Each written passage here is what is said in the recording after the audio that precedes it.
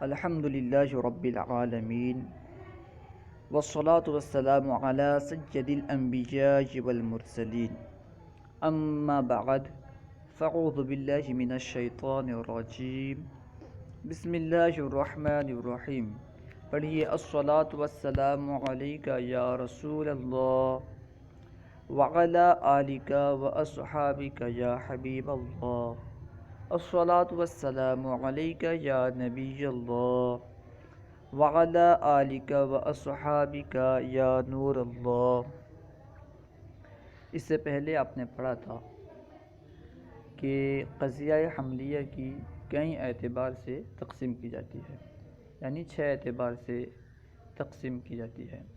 پہلی تقسیم رابطہ کے مذکور ہونے یا نہ ہونے کے اعتبار سے تھی، جس سے آپ نے پڑھ لیا۔ اس اعتبار سے قضیہ حملیہ کی 2 قسمیں تھیں، ثنائیہ اور ثلاثیہ، یعنی قضیہ حملیہ میں اگر رابطہ مذکور ہو تو اسے ثلاثیہ کہتے تھے، اور اگر مذکور نہ ہو تو ثنائیہ کہتے تھے۔ اور دوسری تقسیم تھی ایجاب و سلب کے اعتبار سے۔ اس اعتبار سے بھی آپ نے تقسیم پڑھ لی کہ اس اعتبار سے قضیہ حملیہ کی 2 قسمیں ہیں، موجبہ سالبہ۔ اگر کسی چیز کو ثابت کیا گیا ہو قضیے میں تو وہ موجبہ ہے، اور اگر نفی کی گئی ہو تو وہ سالبہ ہے۔ آج ہم تیسری تقسیم پڑھیں گے، یعنی حلف سلب کا۔ حرف سلب موضوع یا محمول کا جز بننے یا نہ بننے کے اعتبار سے قضیہ حملیہ کی تقسیم۔ حرف سلب یہ موضوع کا جز بن رہا ہے یا محمول کا جز بن رہا ہے یا نہیں بن رہا ہے، اس اعتبار سے قضیہ حملیہ کی تقسیم آج پڑھیں گے۔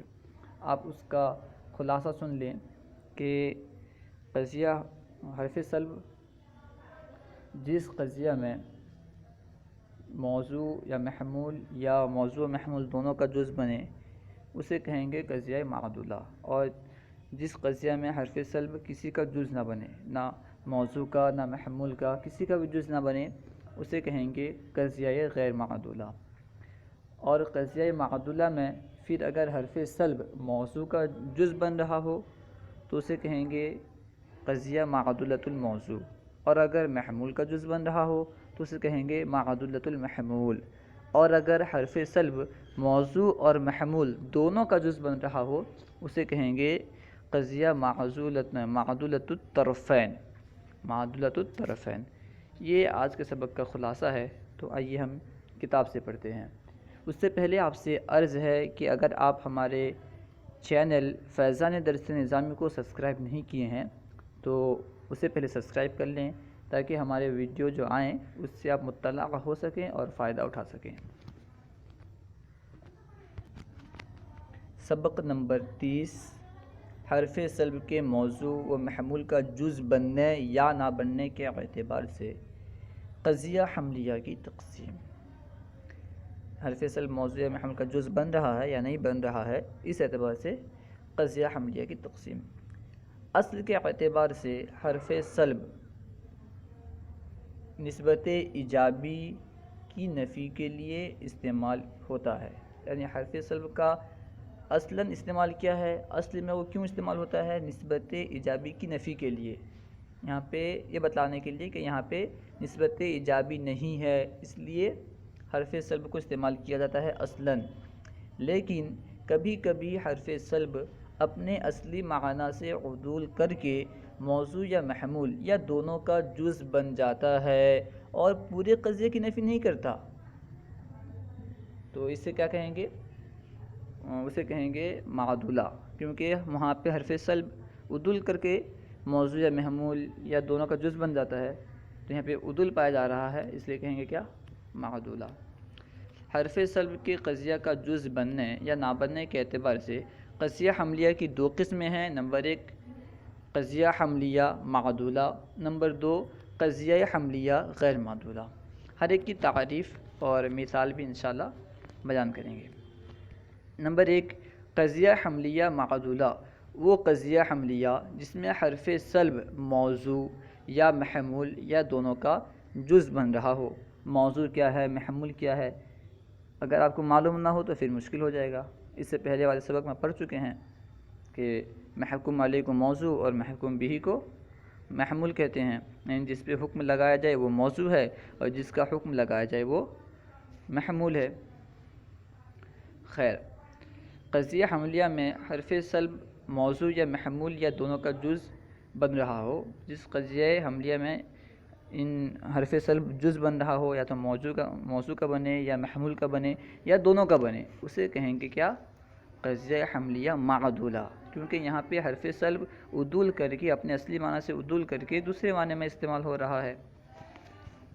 اگر حرف سلب موضوع کا جز بن رہا ہو تو اس قضیے کو کہیں گے قضیہ معدولۃ الموضوع کہیں گے، جیسے الحی، اللہ حی جماد، یہاں پہ دیکھیں اللہ حی، یہاں پہ لا یہ موضوع کا جز بن رہا ہے، یعنی لا ہے ایک مکمل مل کے موضوع ہے اور جماد محمول ہے۔ لا ہے پہ جماد ہونے کا حکم لگایا جا رہا ہے۔ لا ہے یعنی زندہ نہ ہونا، جو زندہ نہیں ہے اسے کہیں گے لا ہے۔ تو یہ کہہ رہے ہیں کہ لا ہے جماد ہے، جماد ہونے کا حکم لا ہے پہ لگایا جا رہا ہے، تو لا ہے یہاں پہ حرف سلب لا موضوع کا جز بن رہا ہے، یعنی جس پہ ہم حکم لگا رہے ہیں، جماد ہونے کا حکم ہم جس پہ لگا رہے ہیں، محکوم علیہ پہ لگا رہے ہیں، تو محکوم علیہ کا جز کون بن رہا ہے؟ حرف سلب، اسے کہیں گے قضیہ معدولۃ الموضوع۔ اگر حرف سلب محمول کا جز بن رہا ہو تو اسے قضیہ معدولۃ المحمول کہیں گے، جیسے زید لا عالم، یہاں پہ زید کے لیے لا عالم ہونے کا حکم لگایا جا رہا ہے کہ زید لا عالم ہے۔ کیا ترجمہ؟ زید لا عالم ہے، تو یہاں پہ لا عالم ہونے کا حکم زید پر لگایا جا رہا ہے، اور لا عالم کیا ہے؟ محمول ہے، جس کا حکم لگایا جائے وہ محمول ہوتا ہے، تو یہاں پہ حرف سلب محمول کا جز بن رہا ہے، تو اسے کہیں گے قضیہ معدولۃ المحمول۔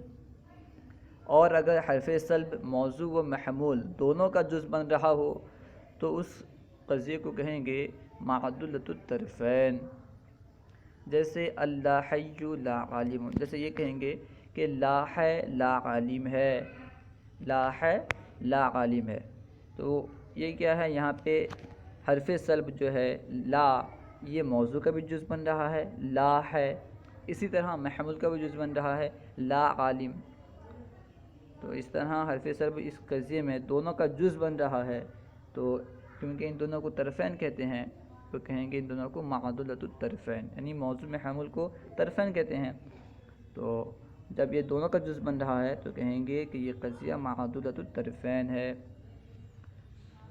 مذکورہ بالا امثلہ قضایا موجبہ کی تھیں، اب سالبہ کی مندرجہ ذیل میں ہے۔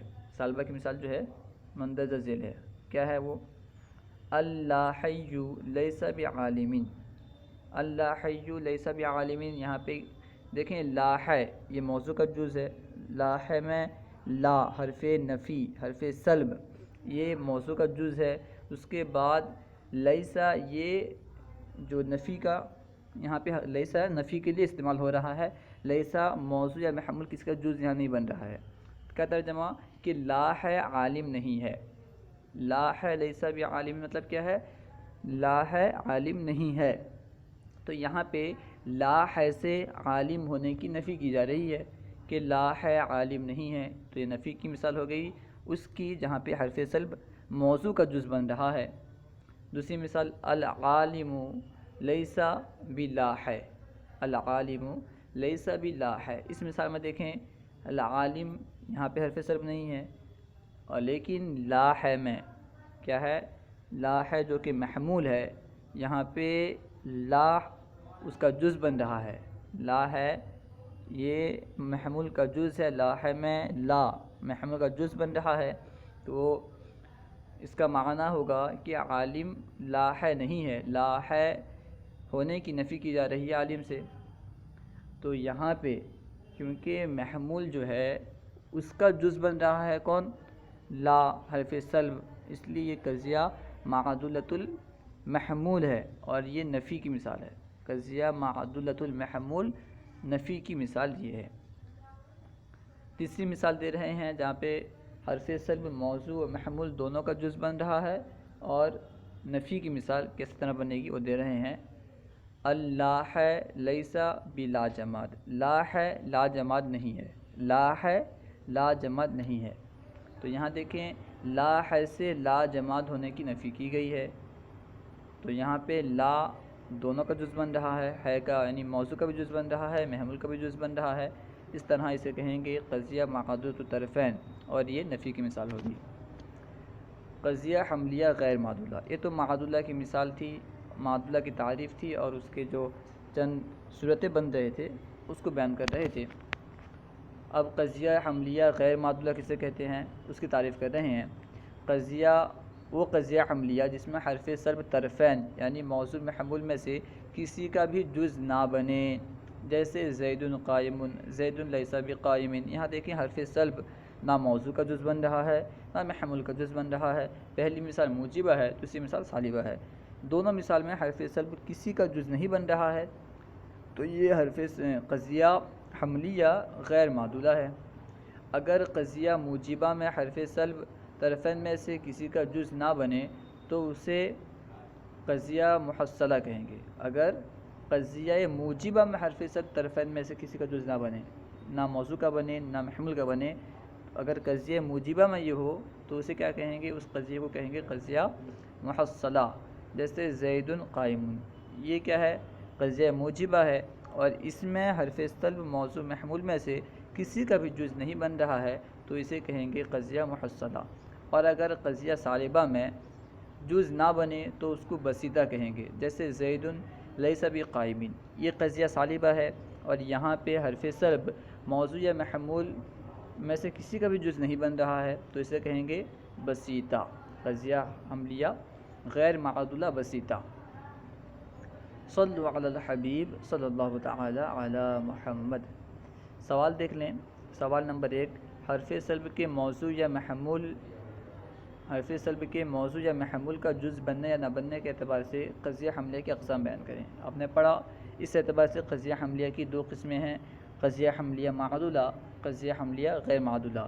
اس میں حرف سلب موضوع یا محمول یا دونوں کا جز بنے اسے معدولہ کہیں گے، اور جس میں کسی کا جز نہ بنے، نہ موضوع کا نہ محمول کا جز بنے، اسے کہیں گے غیر معدولہ۔ سوال نمبر 2، معدولۃ الموضوع اور معدولۃ الطرفین کسے کہتے ہیں؟ آپ نے پڑھا کہ حرف سلب اگر موضوع کا جز بنے تو اسے معدولۃ الموضوع کہیں گے، اور اگر طرفین یعنی موضوع اور محمول دونوں کا جز بنے تو اسے کہیں گے معدولۃ الطرفین۔